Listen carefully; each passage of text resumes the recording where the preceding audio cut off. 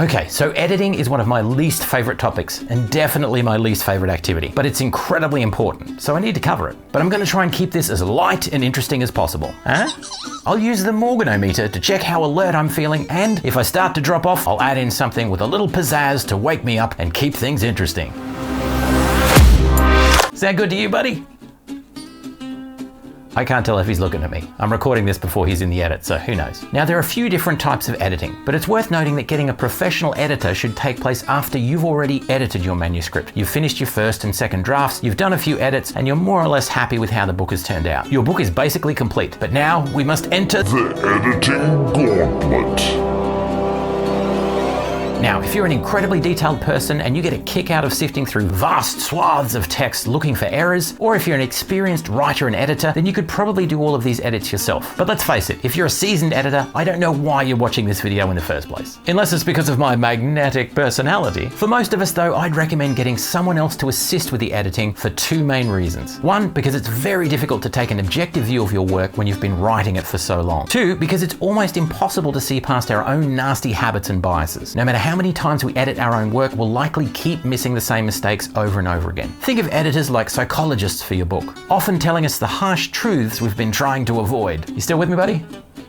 Stay awake. Okay, so there are four main types of editing you need to be looking at for your book. The first is the developmental edit. This edit will tend to focus on story, on looking at the large plot points of your novel, the characterization, the world building, the general veracity and feel of the story. A developmental edit might pick up on points in the narrative where you're just moving too quickly or omitting details that the reader really needs to know. It might shine a light on character actions which just don't seem to ring true, or highlight references in the text that just don't line up. The outcome of this kind of edit is that you might need to rearrange paragraphs, even chapters, or you might need to add or take away detail here and there so that the overall story makes more sense. The point here is to focus on the story as a whole and the flow of the narrative. Secondly is a line edit. This is a close line by line or paragraph level edit which pays incredibly close attention to the inner mechanics of the book. Do the paragraphs flow from one to another? Are you repeating sections of the text that can be removed? Do your word choices need to be adjusted here or there? It's painstaking work and something that I definitely recommend getting some assistance with, unless you're that rare kind of individual who can closely scrutinize their own work word by word without losing your mind. Don't worry, buddy. I won't make you do the line editing.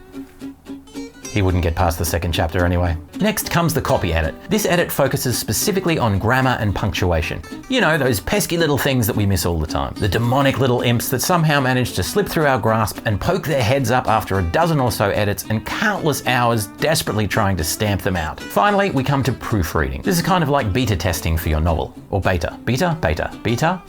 Beta testing, beta testing, beta. This is basically field testing for your novel. It's one last chance to pick up typos and those sorts of things, but the primary point of proofreading is to get an objective reading of the book, to see how a new reader responds to your story. It's a great chance to test whether the twists and turns you've added to your novel have worked, to check whether your reader was genuinely surprised by the climax, and so on. It's one last chance to check that everything is just as it should be before you go to sell your book. Now it's time to get real with this, so lean in and I'll give it to you straight. The fact is, getting 4 separate edits completed on your book is going to cost money. A lot of money. If you're an indie author or you're just starting out on your writing journey, you might not be able to afford $5,000 or $6,000 to have a team of professionals do this editing for you. The good news is there are other options. Some editors will do a combined edit which tries to pick up on several editing components at once. Some will do everything outside of proofreading in one hit, and results will vary from editor to editor. Now, is this the best possible way to ensure that your book ends up the very best that it can be?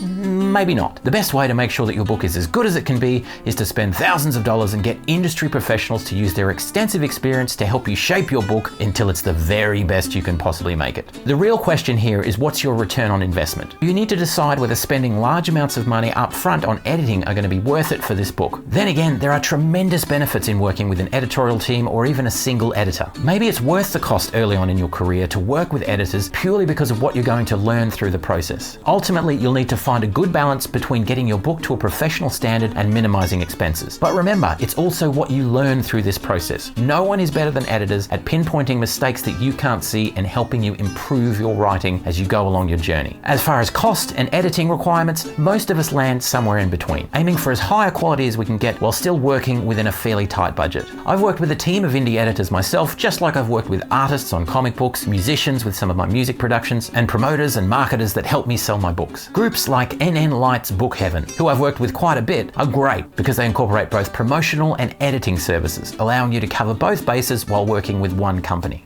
Again, you need to strike a balance between the professionalism of your finished novel and the expense of editing and promoting your work. It might take you a few years before you hit exactly the right balance, but that's all part of the process.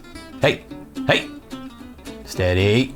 Well, that's my basic overview of working with a professional editor on your novel. Hopefully it's been helpful, but I'll have more videos in the future that cover this in a little more detail. In the meantime, be sure to subscribe to the channel and keep it real, keep it safe.